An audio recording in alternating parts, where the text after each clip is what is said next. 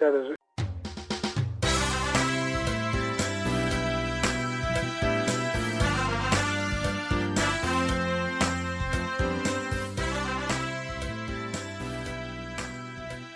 Good afternoon and welcome to Autism Journeys, and we're delighted to have Dr. John Sharry with us, who is a social worker, child and family psychotherapist and a leading innovator in solution-focused practice. Welcome, John. Great to be talking to you today. And thank you very much, and we're absolutely over the moon because we know you're coming down to Cork to the Rochestown Hotel to hold a conference, and you've actually added an extra date due to a sellout course in helping children overcome anxiety. That's right, yeah. No, we've added 2 extra dates, in fact, so there's another one now in January.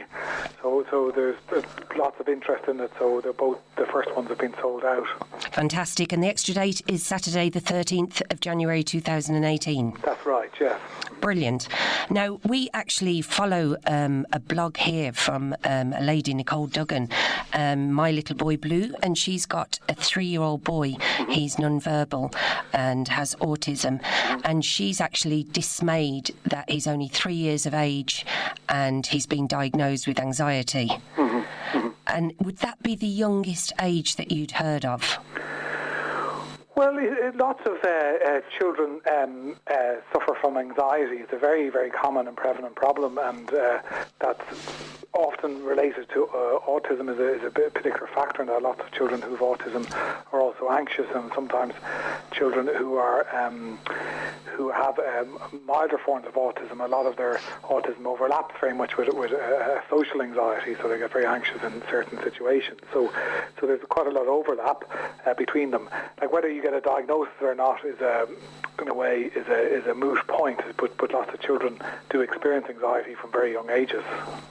John, can I ask you, with regards just to anxiety, what exactly is anxiety? Because I've no doubt lots of our listeners won't have an understanding of what it is. Well, anxiety is a very normal. The first thing is to say anxiety is a very normal feeling, and it's a very important feeling to feel lots of the time. You should feel anxious in new situations. That helps you prepare. You should feel anxious when you're taking on new tasks or when you're meeting new people. It's very normal to feel a degree of anxiety because that helps you perform. Anxiety becomes a problem when it's you feel over anxiety, and it begins it tips into a sort of feeling that then stops you from doing things as opposed to motivating you to do things. Like you can be the classic thing is with a small child, they might have a 3-year-old, they might have separation anxiety. They're very fearful of their not being there with their parent, and as a result they don't go anywhere, or they avoid going to situations, or they throw a massive hysterical tantrum with the prospect of their parent leaving them, and then their anxiety is actually causing them lots of problems. Okay. And with regards to, we'd say, anxiety's individual effect, John, do you find that people with autism are affected perhaps a little bit differently to those people that don't have a diagnosis of autism, or is it just an overarching effect for everyone? Well, I think everyone has experiences degrees of anxiety and different severities of it. And if people have severe anxiety, then they may get a diagnosis from a mental health professional. That means it's a bigger problem. But certainly in my experience of working with young people with autism and with children with autism, anxiety is often very much a feature of the condition, particularly for children on the milder end of the spectrum. Yeah. Can I ask you, John, with regards to treating a person then, we'd say specifically with autism, is there a different method, or is there a specific method that needs to be followed in order to, I suppose, help the child overcome or to live with their anxieties? Generally, there's lots of different things that help, so there's not one method or such. It's about trying to build a toolkit of things that helps the child manage their anxiety, so that it doesn't become dysfunctional, that it actually can be a function. Like I always start with families that we first trying to understand the positives of their anxiety and understand what it means, because there is always a positive behind it. Like if it's a social anxiety, it's an anxiety that's calling them to prepare and understand that there's a difficult social situation coming up. So to try to start with that it's a preparing thing, and then try to use that then to learn ways to use the anxiety more positively. So I try to work with young people that try to get them to problem solve as to what is causing them their anxiety or what are the problems, and then to take action that would help them feel less anxious. So if they're particularly anxious about a social situation, as often they're not sure what they're going to say, they're worried they might be excluded, then we look at coaching them in strategies as to what they could say in a social situation so that they feel less anxious going to that, and also what they could do to help themselves be less excluded, or what their parents could do to help them feel more included. So problem solving and taking action is very much the opposite of anxiety. Is actually where you commit to doing something. And then the other key feature of helping somebody with anxiety is helping them learn to manage the feeling of anxiety and reduce their feeling of anxiety in their body. So it's really centres on sort of relaxation of some sort, or distracting themselves, and that's very particular to each child, what they can do and what skills you can teach them. And so that's another focus. It could be sort of breathing or relaxation for one children. It could be learning some way of distracting themselves and so forth.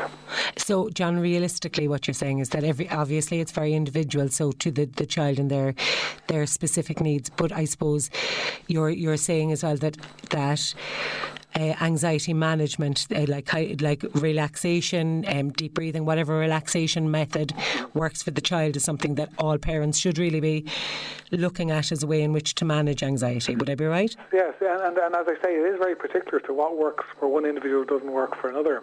So when I always, when talking to parents, I say, how does their child relax themselves when he's very upset? And some might say he goes off and bounces on the trampoline, so he needs a physical distraction. Yeah. Some withdraw for a little bit, cut off for a little bit, and that's how they help relax. Some talk it out, or verbal. Children may do that. That would be a harder tactic for children who've got autistic type difficulties to verbalise and discuss their feelings of anxiety. But that's another tactic that's possible to try to teach and coach them in. So you try to look at what they can do and then help them manage. But ultimately, you want to not let the anxiety debilitate them, I suppose. So the essential thing about anxiety is you want to help children not let the anxiety stop them doing the important things in their life, Okay. Can I ask you a very basic and simple question, John, with regards to a toolkit, we'd say, a toolkit that parents could go to? I know personally I kind of think of comic strip stories and social skills stories, Carol Gray's social skills stories.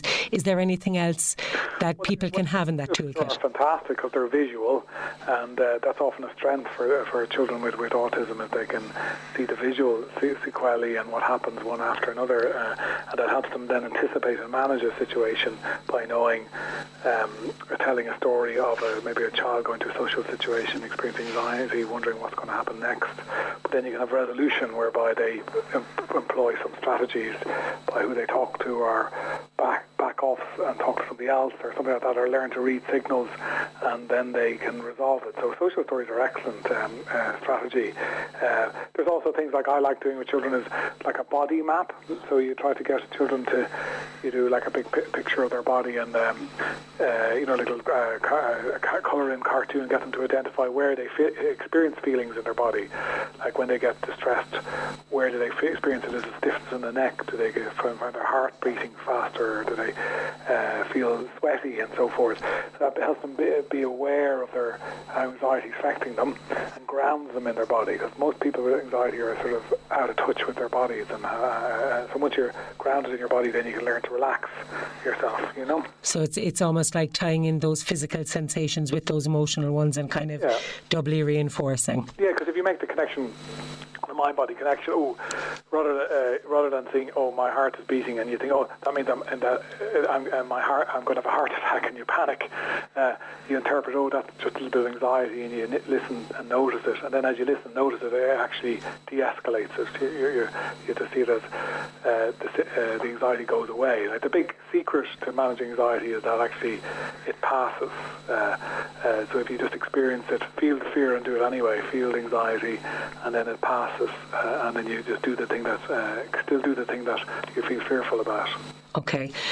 John, with regards to helping somebody that is dealing with anxiety, I know you said that it's when anxiety creeps into a point where it prevents somebody from doing something that they should ordinarily be able to do.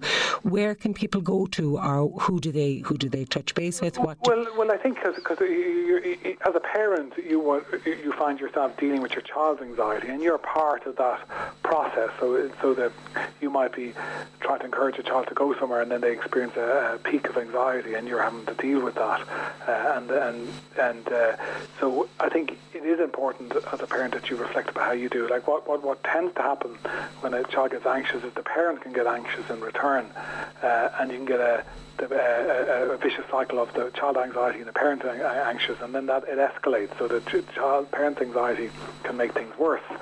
So the key thing as a parent is trying to respond in a calm way, trying to have an understanding approach to what's happening. Because if you remain calm when you're dealing with a child who's anxious, then you at least help that response doesn't make things worse, but also then can also help the child be calmer as well.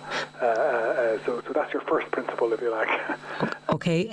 With regards to parents then and lessening their own anxieties, do you have any tips or pointers for those parents that do become a little bit overtly anxious when they're dealing with their child in the same I use the same approach that I would working directly with the child. And the first thing is get them to become aware of their anxiety, see it as a strength, that in a way it's out of a concern for their child and wanting their child to do well, and there's a whole lot of desire and love and ability to act in that. And then I try to get them to think in a very problem-solving way. What can they do step by step to help their child overcome their anxiety? What can they do to encourage them to do something? How can they do that? What rewards, consequences? How can they organise the situation? How can they do that? And then if they have a good plan of action where they can make progress, including by making it very, very small, the progress, and they're successful at that, then the anxiety abates. So it's good problem solving, good strategies. And then as well as with children, helping parents learn to relax, to tune into what they need to do to manage their own stress, so that they can come to this fresh and relaxed. And that is a very powerful model to the child. Yeah, I suppose modelling that behaviour is always very positive for a child, particularly those with autism. Yes, indeed, yeah, because what happens is if one person's distressed or anxious and the other person remains calm, that by de facto helps the other person become calmer and more, positive and more resourced to deal with the situation. I know what you mean. John, with regards to anxiety, do you find that there are a lot of people have a comorbid depression, particularly as they get older, or do you find that there's very little linking both? No, they're all very much overlinked, yeah. Anxiety and depression, sometimes in the field of mental health, you can't tell one from the other to some extent. Somebody's depressed and anxious, so I think the larger group there'll be overlap. Yeah. Okay, and with regards to kind of traditional methods of support and stuff, do you find that a very basic counselling would work, or do you find that it's more CBT based, or what would you feel would be most effective? Seek whatever works for you. Counselling can help. CBT can help. CBT is a sort of quite a skills-based approach, to get people to challenge their anxious thoughts, to problem solve, and so forth. So that could be very practical and very helpful. But other things can help too. So it's not about ruling anything out. It's also about making the most of what you've got. Yeah. So whatever services are available to you, to make the most of them. And usually what's more important than the approach is the person. So if you get a good therapist, whatever way they're practicing, if they're good, kind... and if you gel with them, I suppose. You gel with them, yeah, exactly, yeah. But I suppose I try to focus on supporting parents, because often parents can do a lot more than they think. Yeah. With a bit of support. In a way, it's about being your own child's coach, stroke counsellor, stroke CBT therapist. Yeah. You can learn a bit about yourself and get the support yourself. Now, it does help, of course, to sometimes have another psychologist, therapist to support. OT can also be a great support. They often have advise parents on lots of different mood management strategies or managing stress and different things that work for different children. So all those sorts of things, avail of what you can, I would say, you know. I suppose you've got that interlinking then with the sensory processing stuff that can actually exacerbate anxiety, and OTs can be very, very beneficial in lessening sensory processing difficulties and therefore I suppose lessening anxiety. Exactly, and lots of the things that cause children with autism to feel anxious are sensory things, sensory overload, sensory underload, you know, particular situations that most people wouldn't find distressing, they might find distressing because there's too much light or too much noise. So building a map of that and understanding your child about the situations where they're feeling anxious is very, very helpful, and helping the child understand that too as they get older, so that they can have strategies to avoid these situations, you know, to not expose themselves unnecessarily to distressing situations, or different strategies of managing things about, you know, how they manage too much noise or too much stimulation, and then how to manage that. So that type of very detailed information on your child's sensory preferences and challenges is very helpful. Yeah, true. John, can I go in a different direction for a second and just ask you about self-esteem and a child? I know that you do a lot of work on that as well. With regards to a child with autism, I know that poor self-esteem can feature a lot for them. Is there any kind of strategies or any ideas that you have for parents to work on? Exactly. The main thing is to try to understand the source of the poor self-esteem. And usually, in my experience, for young people with autism, is actually as they get older, they feel excluded from things that they can't participate in. They're not participating. It's hard to participate in their peer groups and some of the social interests and some of the activities which they may not be good at or be at the same level as other children. So I think in those situations you try to find places, activities and people where your child shines, where they find their niche, and that's the complete antidote to poor self-esteem. You want to give them opportunities where they discover their talents, their passions, and where they meet other and share that with other people, and then they feel much better about themselves. So that's often about breaking out, like, because if you go to a standard school, often it's very narrow, the range of interests and activities that are supported. You know, it's maybe a few sports and things like that within a quite a competitive environment. So you try to find things that are supportive environments where they can explore their passions and interests and meet their friends and make friendships. And once they start doing that, then things are a lot better. And I think often some of the young people I've spoken to who have Asperger's and on the autistic spectrum, sometimes the friendships are particularly difficult, and particularly the most difficult friendships are the ones with peers who are exactly the same age.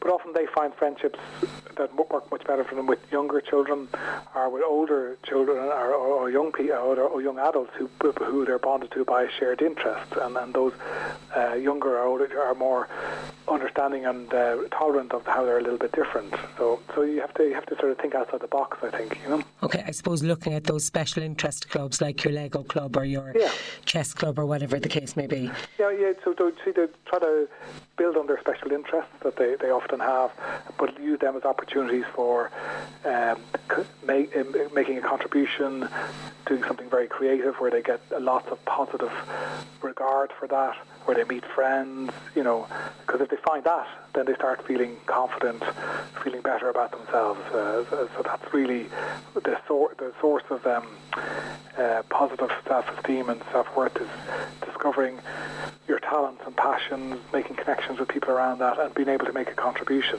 And when you do that, then you feel good about yourself. And I suppose, John, in our house, I know we function with very much celebrating the very little things. We don't need to have these big victories like winning big matches or whatever. Sometimes it is being able to go over to the shop and order something, like pay for something yourself or whatever. I suppose it's our own perspectives too on those little victories, you know, that will in turn influence our children. Exactly. I think you said it. You're totally on the right track there, because if you're in a competitive environment, people only celebrate the big victories. But this is not a competitive. You want to just each child make their own progress and own success. So a small thing, doing something by themselves, going to the shop, making a friendship, taking up an interest, learning something, you celebrate them and put them in environments where they're celebrated and everybody enjoys that, and then they will feel better about themselves. So it's about protecting them from some of the harsher competitive environments that don't make them feel good about themselves. I know what you mean. John, with regards to medication, do you have any ideas on medication? Are you for it? Are you against it? Are you very much... No, I wouldn't be for or against it. Okay. It's just not, that's a decision. It's medics, doctors who recommend medication, so that would be something that parents should discuss with medics and doctors around that, yeah. Yeah, I suppose sometimes you have the dual aspect, or the people do need both counselling and medication. Like again, in our house, we'd be very much around the looking at the person as a whole, like looking at their entire being, looking at physical exercise and all that kind of a crack, as well as medication. Exactly. So there's trying to look at a holistic view about what may or may not help. And medication is one of the options that psychiatrists and doctors prescribe. Okay. John, to go in another direction again, with regards to anxiety, in your experience, do you find that it has increased in the last number of years? Yeah, I would say so, yeah. I'm quite taken how there's sort of an increase in anxiety around there. Certainly, that's just anecdotally, in my own experience of seeing more people who are anxious, and particularly the interest when I do courses now in anxiety, they're sold out. So more than any other course, so people are much more worried about it and worried about their children on that. Yeah. Tell me, with regards to children feeling anxiety, then, do you have any idea as to why, or is there any trend or anything? Do you feel that social media plays a part, or is there anything that you see? There is evidence. There was a study there in the UK. This was in the general school population that, particularly amongst girls, that social media has a negative impact on their self-esteem and increases their social anxiety. So that would have been looking at a negative impact of social media to have. So that it's hard enough to fit in with your peer group when you're just meeting them in clubs, as in the old days, or at the shops. Now you have to fit in with them in the online world, and you can't turn it off. So it's on all the time, and there's this pressure to be liked on social media, to put up all the right pictures of yourself, and that can have a very destructive impact, because there's no respite from it as much as anything else. Whereas, like, when people are more exposed to their friends and neighbours and family, they're much more accepting of them anyway. So I think social media certainly has a bit to play in that. So in your opinion, I know my personal opinion is that social media is something that we need to keep out of bedrooms, that we need to limit, that we need to keep. In your opinion, is there... I agree with that social media is something to be limited. In my experience as well, working with young people with autism, sometimes social media and the internet becomes a very obsessive, addictive, destructive thing in their lives. Yeah. I've met young people who are barricaded in their room with their technology and they're not engaging in any way in the world, and that's locked them away even further, and then they become more anxious and more depressed within the social media world because they're not getting real human connections or real activity. So it's a big problem. Yeah. Can I ask you, John? Cases, not so it's definitely worth limiting it, not as a replacement to all the other real world engagements, getting out there, physical activities, clubs, meeting people, all the other talents, engaging with people. You can't, because of course the classic thing for a child who's Asperger's or autistic, it's hard to engage in social situations, so they avoid it and go to the easier situation of the internet, which is easier, but then they never learn social engagement and they never get the reward of that as well, and the social media and internet connections are poorer and also lead to a little bit more anxiety and depression. Yeah, I suppose it further isolates the child or the young person. Correct. Yeah. Yeah. But having said that, there are some benefits of social media because people can make connections around the difficulties they have as well. There's incredible support and support groups around autism and groups for young people where they can feel understood. So it's not all bad. It's just how the limits on that, I think, are the key thing. Yeah. John, can I ask you one final question? Yeah. With regards to anxiety, do you find that boys or girls tend to present more with it, or is it very evenly kind of ratioed? It's very even. Okay. But they might worry about different things, perhaps, Okay. There's certainly a much more cultural thing for girls to worry about attractiveness and appearance than boys. That's because we bring them up like that, unfortunately. Yeah. And boys also to worry about competition and performance. Yeah. Because we bring them up like that. But that's our fault. I completely agree. We're great at damaging small children. Sometimes we're great at doing it, but I suppose we're all.